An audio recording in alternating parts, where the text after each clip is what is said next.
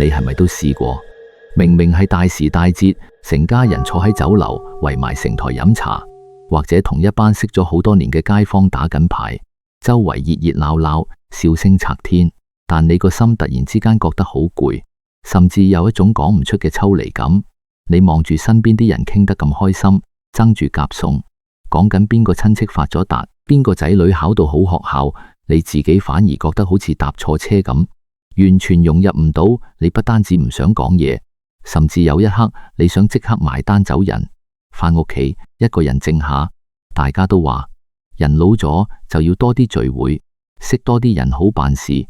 所謂多個朋友多條路之嘛。但我想話俾你聽，如果你天生就係一個中意獨來獨往，融入唔到大眾圈子嘅人，千祈唔好覺得自己係性格孤僻，又或者係唔識做人。其實你身上可能收埋咗一樣絕大多數人都冇嘅嘢。你唔怕冇人理，唔怕被人冷落，唔怕半夜3更一個人坐喺梳化發呆。呢個絕對唔係性格缺陷，而係一個極其驚人嘅真相。你可能背負緊一種常人難以企及嘅特殊業力。喺佛家嘅因果邏輯入面，呢種天生嘅疏離感絕對唔係偶然。好多人以為孤獨係一種懲罰，係福報唔夠，人緣差嘅體現，但真相可能啱啱相反。嗰啲注定要獨行嘅人，往往係佢哋嘅靈魂喺今世強行設下嘅一場斷捨離。呢種近乎冷酷嘅自我保護，其實係為咗幫你擋住無謂嘅共業同惡緣。點解你喺人群入面會覺得莫名其妙咁攰？點解你總係覺得周圍嘅喧囂同你無關？你以為自己只係有社交恐懼，或者純粹係年紀大咗怕嘈？其實係你個靈魂啟動咗最高級嘅因果防火牆，你嘅潛意識喺度拉響警報，叫你避開嗰啲會令你重蹈覆轍、消耗你元氣嘅低頻糾纏。喺佛法嘅浩瀚星空入面，有一種修行者叫做獨覺，又或者叫辟支佛。佢哋修行唔需要一大班人圍埋一齊敲鑼打鼓，更加唔需要依賴人哋嘅掌聲。佢哋單單靠住自己一個人，觀察大自然嘅花開花落，身邊人事嘅緣起緣滅，就可以喺極度嘅孤獨入面睇通宇宙嘅實相。呢種力量唔係嚟自群體嘅狂歡，而係源於極致嘅寂靜。楞嚴經入面提到一種狀態，叫做內守幽閒。只要用一句白話嚟解，呢個境界唔係叫你將自己困喺一間黑暗暗嘅房入面唔見人，而係你個心已經唔再同周圍嗰啲八卦是非攀比產生共鳴。就好似一個喺鬧市入面戴咗降噪耳機嘅人，出面車水馬龍，佢個心依然係一片平靜嘅湖水。當你覺得嗰啲飯局索然無味，覺得嗰啲應酬客套虛偽到令你反胃，本質上係因為你白色田中，即係你靈魂最深處嘅記憶庫，已經種下咗更高階嘅覺醒種子。呢粒種子開始發芽，佢自然會排斥嗰啲低頻率嘅嘢。你要知道，因果唔單止係欠債還錢咁簡單，有一種因果叫做緣盡發散。當你發現自己越嚟越享受獨處，甚至喺獨處入面感到一種前所未有嘅清明同自在，呢個其實係你嘅因果正喺度進行一場大清洗。你唔再需要透過依附其他人嚟確認自己嘅存在，你正喺度剪斷嗰啲冇意義、只會拉扯你繼續輪迴嘅虛假緣分。呢個唔係薄福，而係大福報。就好似醫生做大手術之前，病人一定要入無菌室一樣，一個準備要進行深度覺醒嘅靈魂，亦都必須擁有一段無菌嘅獨行時光。如果你而家正因為自己嘅唔合群而覺得同呢個社會格格不入，請你千萬唔好自我懷疑，呢個可能正係你解脫嘅開始。每一次你逼住自己去迎合人哋，去參與嗰啲無謂嘅爭論，去聽人哋伸啲雞毛蒜皮嘅事，你其實都喺度同人交換緊業力。你嘅能量係有限嘅，當你將精神分散俾100個點頭之交，你嘅生命力就好似一灘倒落沙地嘅水，好快就會乾枯。但當你退一步，收起自己嘅鋒芒，回歸孤獨，你嘅能量就會聚攏。呢種對熱鬧嘅恐懼，對清靜嘅渴望，其實係跨越咗幾世嘅因果結界。你以為自己今世無端端生得孤僻，其實好多時係因為靈魂喺過去生中食過熱鬧嘅大虧。我哋將時間推返去好耐好耐之前，舊陣時有一座好繁華嘅城，城入面有個大戶人家嘅老爺，名叫耀邦。耀邦由出世嗰日開始就未嘗過孤獨兩個字點寫。佢生得一表人才，屋企又有金山銀山，每日身邊都圍住一大班人，食飯有人斟酒，出街有人開路，親戚朋友、生意夥伴個個見到佢都笑琪琪，阿諛奉承。喺外人眼中，耀邦係世界上最有福氣嘅人。佢嘅人際網絡交織得密不透風，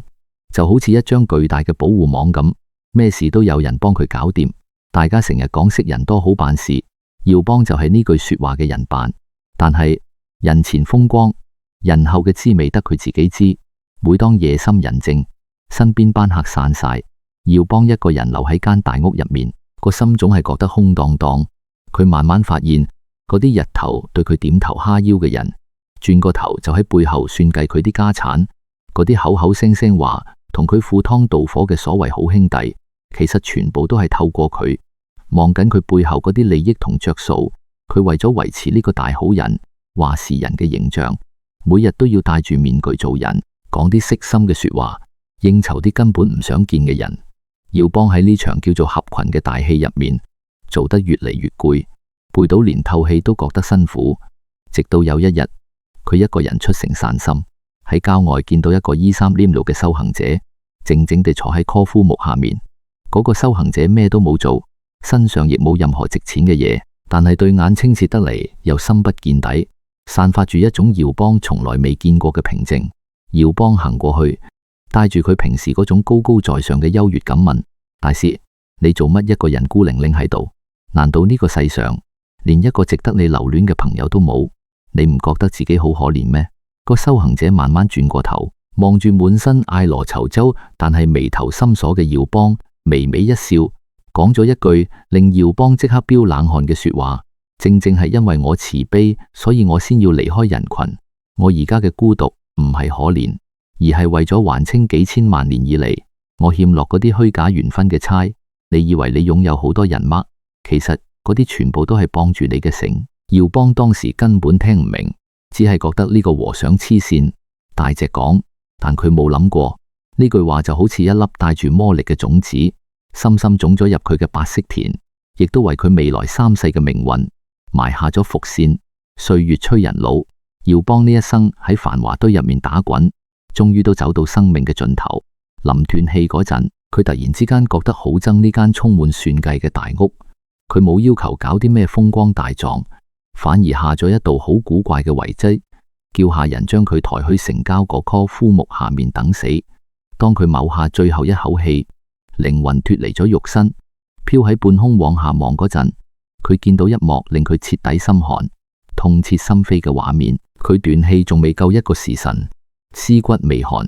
嗰啲平時圍住佢發誓、生生世世跟住佢嘅親朋戚友，已經為咗爭佢啲遺產而反晒面。班人喺佢條屍隔籬大打出手，有人搶保險箱條鎖匙，有人為咗生葬費點樣夾錢而互相指住個鼻嚟鬧，冇一個人為佢流過一滴真心嘅眼淚。喺嗰一瞬間，耀邦終於明咗枯木修行者嗰番話，原來嗰啲眾星捧月嘅緣分，嗰啲平時對你笑琪琪嘅人脈，全部都係拉你落心弦嘅索命索。你以為自己喺度享受人情溫暖，其實你係用緊自己最寶貴嘅靈性去餵飽人哋無底洞一樣嘅慾望。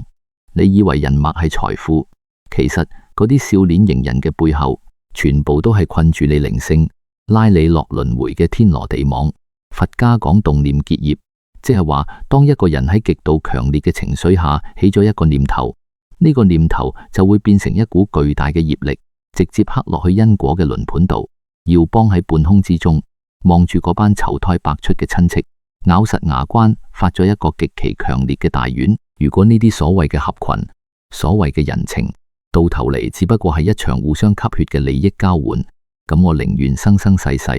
再唔入眾人嘅眼，再唔踏入喧囂嘅圈子，願我來生孤獨好似深山嘅泉水，唔再為任何人起一絲漣漪。呢個念頭帶住佢成世人未曾消化嘅疲憊，同埋對虛假人際關係嘅徹底厭惡，跟住佢嘅靈魂一齊跌入咗輪迴嘅隧道。佢求人得人，當佢再次擘大眼，轉世成為第二個人嘅時候，老天爺真係順應佢嘅願力，俾咗佢一份極度和彰嘅禮物。佢發現自己由前世嘅萬人迷，變成咗今世一抹完全冇人睇得見嘅透明空氣。今世嘅佢出身喺一個普普通通嘅家庭，改名叫做仲恒。好奇怪，仲恒由細到大都帶住一種被忽略嘅磁場。返學嗰陣，明明佢坐正喺課室中間，老師提問總係會飛過佢。出嚟社會做嘢，一大班同事食飯傾偈，佢一開口，周圍嘅人就好似聽唔到咁。呢種感覺就好似佢係一抹透明嘅空氣。一開始，仲恒覺得好痛苦。佢明明對人好好，份人又老實，點解上天要剝奪佢同人建立關係嘅能力？佢試過夾硬去合群，試過討好身邊嘅人，甚至試過喺聚會入面大聲講笑，但換嚟嘅只有尷尬嘅冷場。佢唔明點解自己攞個真心出嚟，就好似對住個無底深淵大叫咁，連半點回音都冇。其實呢個世上好多覺得自己孤獨、人緣差嘅人，都曾經好似仲恒咁，陷入過深深嘅自我懷疑，覺得自己係咪前世做錯事，今世要受罰。但佛法入面有個講法，叫做逆增上緣。你以為嘅懲罰，往往係因果對你最深情嘅保護。因為冇咗嗰啲無謂嘅應酬，仲恒多咗好多時間去睇書、去思考。因為冇咗身邊人嘅虛偽吹捧，佢反而可以靜低心嚟，將人性嘅陰暗面睇得清清楚楚。佢原本已經慢慢習慣咗呢種清靜嘅生活，甚至開始覺得一個人獨來獨往其實都幾舒服。但係因果嘅劇本從來都唔會出錯，舊債未清，考驗就一定會嚟。就喺仲恒以為自己可以安安穩穩過一世嗰陣，一個帶住極重業差嘅人行入咗佢嘅生命。呢個人叫做婉薇，係一個生得好靚、好識交際嘅女人。最令仲恒覺得不可思議嘅係，婉薇係唯一一個唔會當佢透明嘅人。婉薇會專心聽佢講嘢，會讚佢有才華，甚至會睇穿佢心底入面嗰份寂寞。婉薇帶住前世未了嘅痴纏，硬生生將仲恒由嗰個平靜嘅世界拉返入去充滿利益計算、人情拉扯嘅紅塵旋蝸入面。婉薇同佢講：人活一世，如果冇朋友、冇人欣賞，就算俾你修到成仙，又有咩意思？你要學識點樣去爭取，點樣去同人打交道。仲恒動搖咗，佢心底裏嗰份對合群嘅渴望再次被點燃。佢開始為咗討好婉薇，去參加嗰啲烏煙瘴氣嘅酒局，為咗幫婉薇拉攏關係，佢學人去應酬，去講大話。但係每當佢講完一句拉心嘅說話，佢個心就會隱隱作痛。每當佢半夜帶住一身酒氣返到屋企，嗰種比前世更黑、更深嘅虛無感，就好似潮水咁將佢浸死。佢發現為咗維持呢份有人理嘅假象，佢要透支自己全部嘅靈性同精力。終於喺一個落大雨嘅黑夜，婉薇為咗保住自己嘅利益，毫不猶豫咁將仲恒出賣咗，將一單好大嘅商業竊聽案推晒落仲恒身上。仲恒就咁被人拉咗入黑冚冚嘅監房。喺嗰間又濕又凍嘅牢房入面，仲恒望住鐵窗外面嗰一點微弱嘅月光，突然之間放聲大笑。佢笑嘅唔係婉薇嘅無情，而係自己嘅愚蠢。佢終於睇清咗一個真相。婉薇根本唔係嚟拯救佢嘅孤獨，婉薇係佢嘅宿差。如果佢今世冇嗰種被忽略嘅磁場，佢一早就被人扯入無數個好似婉薇咁嘅局入面，喺恩怨情仇入面死多幾百次。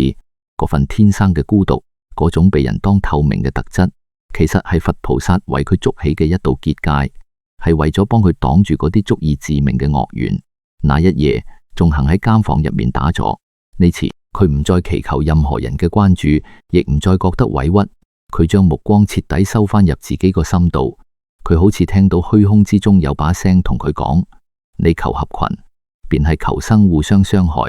你守住孤獨，先至守得住你嘅靈根。當佢徹底放低咗對人際關係嘅執念嗰一刻，佢喺心境上已經走出咗嗰座名為恐懼孤獨嘅監牢。後來仲恒雖然喺冤案入面離世，但佢走得非常之安詳，再冇一絲怨恨。故事講到呢度，我想問下屏幕前嘅你，你係咪都曾經試過為咗迎合某個圈子，為咗唔好做嗰個落單嘅人，而搞到自己損手爛腳。你試下回想一下，平時你打開部電話，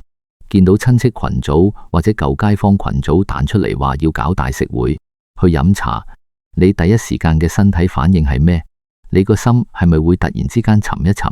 覺得好似有嚿石壓住個口胸咁？你明明好想推咗佢，但係諗到唔去，好似唔俾面，費事俾人話我孤寒，又或者扮高竇，於是你打咗一大堆推搪嘅字，最後又刪除晒，乖乖地覆返一句好啊，到時見。然後去到現場，你坐喺張台度，聽住左邊個師奶新抱點樣唔好，右邊個阿伯就認叻講自己買邊隻股票賺咗幾多錢，你喺中間陪笑點頭附和。食完呢餐飯返到屋企，你覺得成個人散晒，好似去完地盤做苦工咁攰。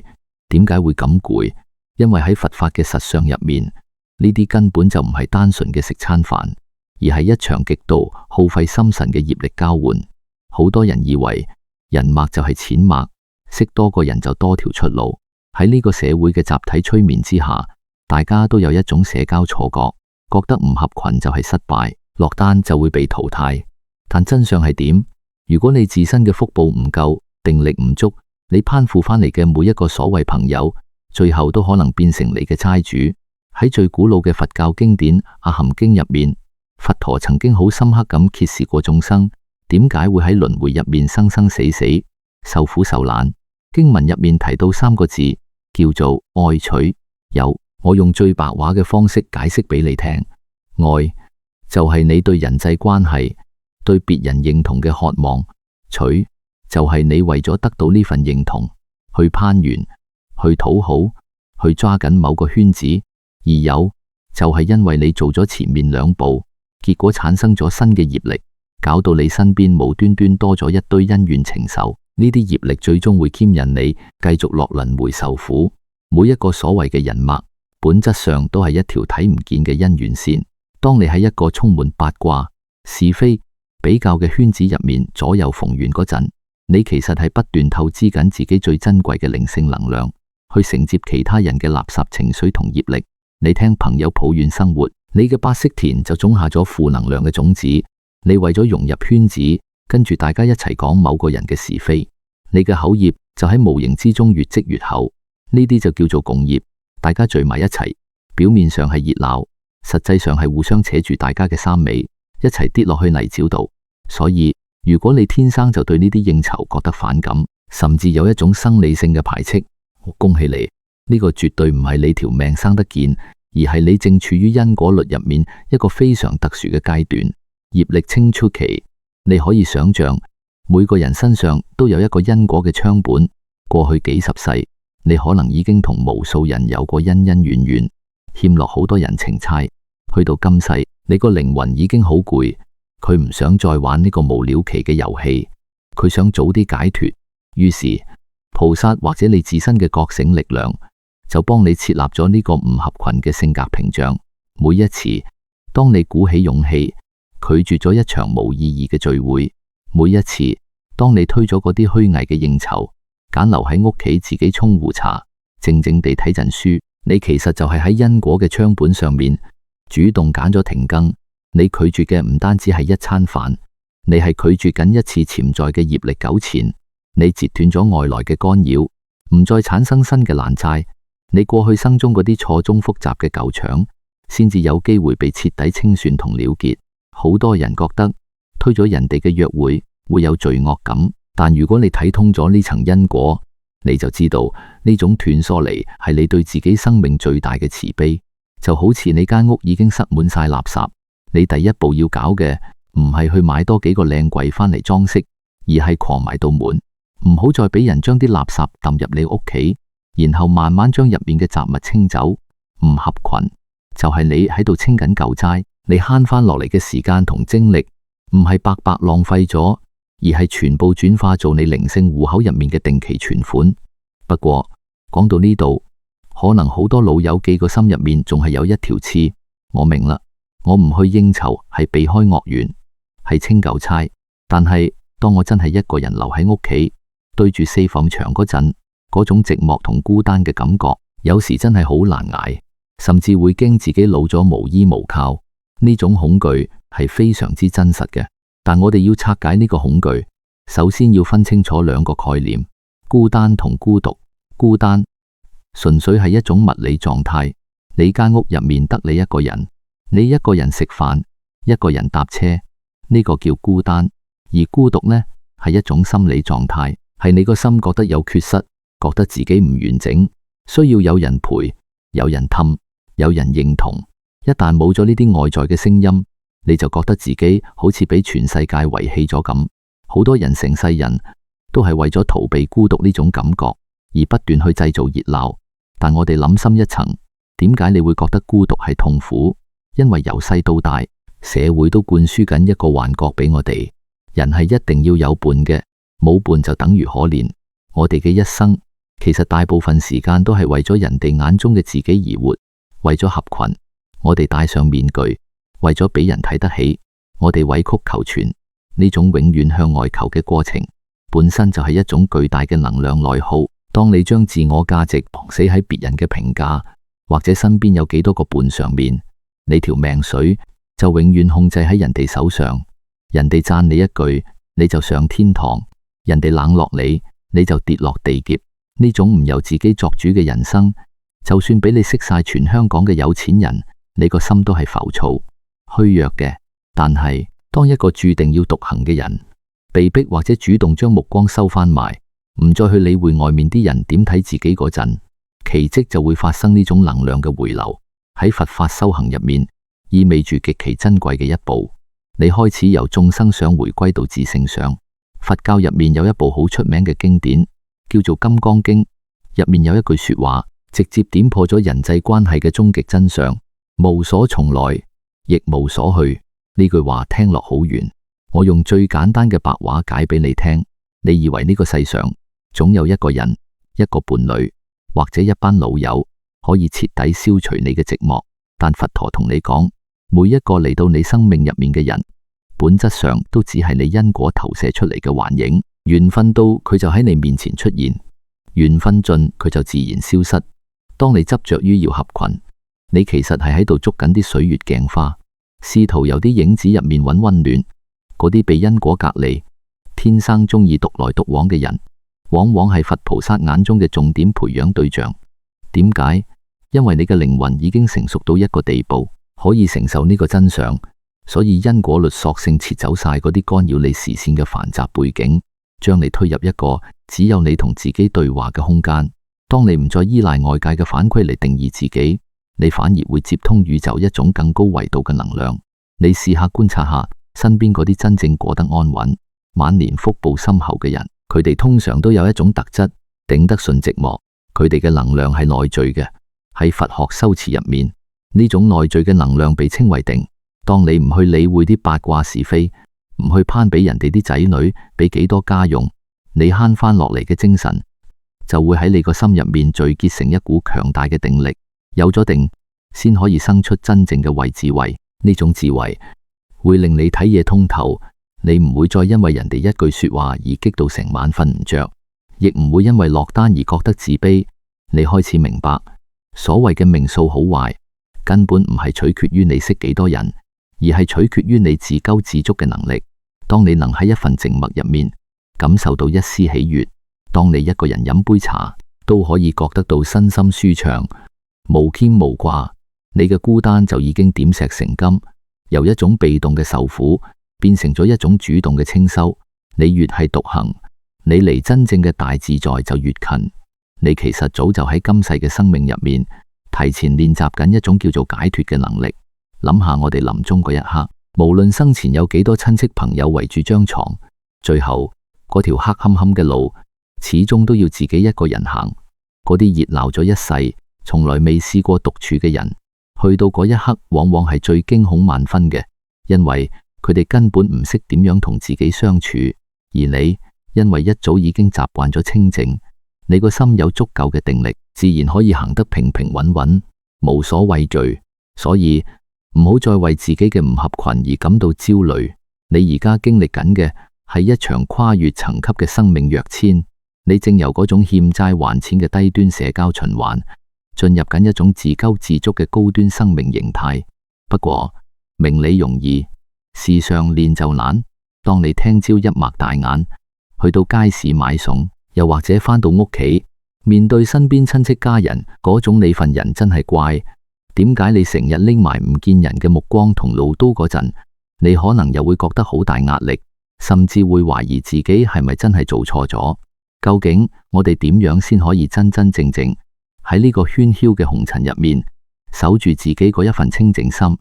首先，你要明白一個道理，佛法講嘅獨行同清淨，從來都唔係叫你離家出走，更加唔係叫你走去深山掘個山洞匿埋。如果逃避就可以成佛，咁深山入面嗰啲馬路一早就成晒仙啦。真正嘅清淨係喺紅塵入面修出嚟嘅。古語有云：大隱隱於市。下次如果真係有啲無可避免嘅家庭聚會或者舊街坊飯局，你推唔甩，咁你照去，但係你個心態要轉。當你坐喺張台度，聽住左邊個阿孫講是非，右邊個阿伯喺度認叻嗰陣，你唔好再覺得煩，亦都唔好再逼自己去搭嘴。你當自己係一個去戲院睇戲嘅觀眾，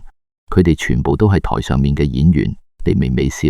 飲啖茶，靜靜地睇住呢一切緣起緣滅，你唔動氣，唔附和，人哋塞過嚟嘅情緒垃圾，你唔接，呢個就係你最好嘅修煉道場。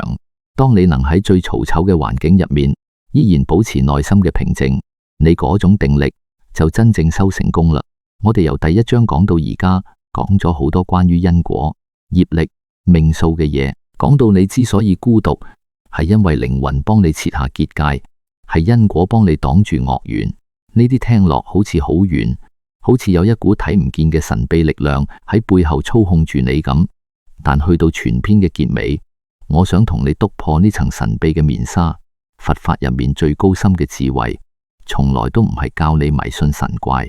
所謂命數，講嘅其實係你個心。所謂嘅因果防火牆，其實就係你自己。根本就冇一個高高在上嘅神仙特登畫個圈將你同世界隔離。真正嘅真相係，你個心已經喺生生世世嘅歷練入面變得越嚟越成熟。你嘅靈魂已經長大咗，大到唔需要再依賴外界嘅掌聲嚟證明自己嘅價值，大到唔需要再靠一班人圍埋取暖先至覺得安全。好似大自然入面嘅植物咁，你見親嗰啲雜草，永遠都係一堆一堆咁生得密密麻麻，因為佢哋跟錢，要互相依靠，先唔會被風吹走。但係你望下嗰啲千年嘅古樹，邊一棵唔係孤高挺拔，自己一棵企喺天地之間？你嘅唔合群，你嘅獨來獨往，其實就係因為你已經由一棵雜草變成咗一棵古樹。你嘅根已經深深咁扎入咗宇宙嘅實相入面，你可以自己吸收日月精華，自給自足。所以唔好再覺得自己孤單，唔好再覺得自己可憐。你唔係被呢個世界遺棄，你係被因果選中，去行一條通往大自在嘅路。由今日開始，請你坦然接受，並且好好享受呢一份靈性隔離期。當你一個人喺屋企沖一杯清茶，望住窗外嘅落葉，或者半夜三更一個人靜靜地聽住出面嘅雨聲，我希望你個心入面生起嘅唔再係恐懼同失落，而係一種深深嘅感恩。感恩自己終於有時間同自己對話，感恩因果幫你省卻咗咁多無謂嘅麻煩，感恩你喺呢個瘋狂嘅世界入面依然守得住最後一份清明。當你能喺一份寂靜入面聽得明自己嘅呼吸，睇得清自己嘅起心動念，你就已經接通咗宇宙最大嘅智慧。你雖然一個人，但你同山川河流、同過去未來嘅諸佛、同萬事萬物都係緊緊相連嘅。好啦，今日嘅分享就去到呢度。如果你覺得呢番說話解開咗你心入面鬱結咗好耐嘅心結，令你覺得通透咗，請你幫手點個讚，同埋訂閱呢個頻道，當係俾我哋結一個善緣。最後，我想邀請你喺評論區度做一個小小嘅斷捨離儀式，寫低你而家最放唔低、最糾結嘅一件事，可能係一個對你唔好嘅親戚，可能係一段虛假嘅友誼，寫出嚟就當係放低咗，個心會鬆好多。或者你都可以就咁留低靜心隨緣4隻字，同呢一份清靜嘅高維能量接軌。願你喺往後嘅日子無懼獨行，心如明鏡，行住坐臥，皆是大自在。